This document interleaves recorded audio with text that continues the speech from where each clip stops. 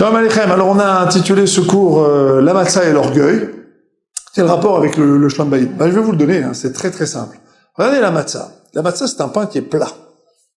Pourquoi? Parce que la pâte, elle a été travaillée, et on ne l'a pas posée dans un ustensile, et on l'a pas laissé gonfler. D'accord? Donc c'est un pain qui ne prend pas finalement de place sur le plan de l'espace.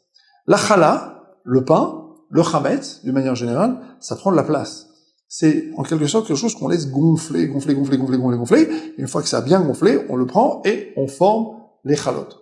Alors nous, pendant Pessah, on va expérimenter quelque chose de bizarre qui s'appelle la matzah. La matzah, c'est quoi? C'est un pain qui n'est pas chametz. C'est-à-dire c'est un pain qui est débarrassé d'une mida, d'un trait de caractère qui s'appelle l'orgueil. Bon, si c'est si grave que ça, vous me demanderez pourquoi est-ce qu'on doit en manger toute l'année. C'est une question à laquelle on répondra dans d'autres forums. En tout cas, une chose est sûre, pour apprendre à manger du pain toute l'année, il faut apprendre à manger de la matzah pendant Pessah. Maintenant, au niveau des midot, au niveau des traits de caractère et au niveau du couple, c'est fondamental parce que c'est ici que les choses peuvent se régler. Un couple doit apprendre à la fois à laisser de la place à l'autre. Dans un couple, on doit apprendre à laisser de la place à l'autre. On doit apprendre à, en même temps, occuper sa juste place. Qu'est-ce que c'est finalement les midot qu'on doit apprendre à travailler pendant Pessah? Pourquoi est-ce qu'on doit enlever le chametz? Le chametz, c'est le symbole de l'orgueil. Ça, je vous dis, c'est le symbole de l'orgueil.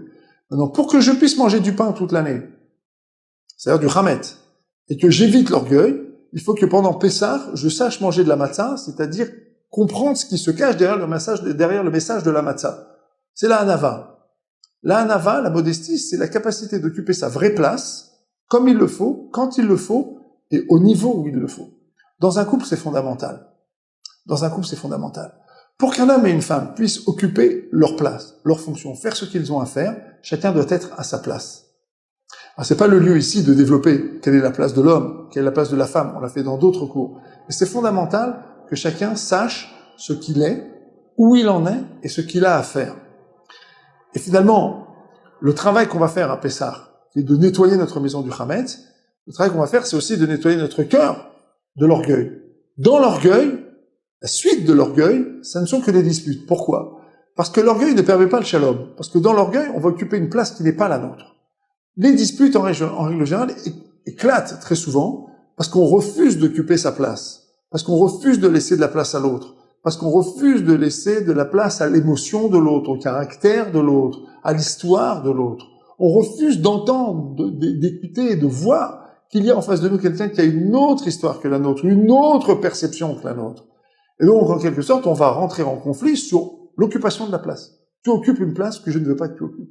Tu me troubles dans la place que j'occupe. En fait, le travail qu'on doit faire, le travail fondamental dans le Shalom Bayit, c'est un travail de placement. Au Seh Shalom B'Bruma, Kadosh Baruch Hu, il fait là-haut, Dieu, il fait là-haut le Shalom. Il n'y a pas de guerre là-haut. Chaque chose est à sa place. Chaque étoile est sur son orbite, chaque planète est sur son orbite et tout va bien. Et le shalom, dans un couple, comme dans une société, c'est que finalement chacun soit à sa vraie place. Donc dans un couple, ça va être la même chose.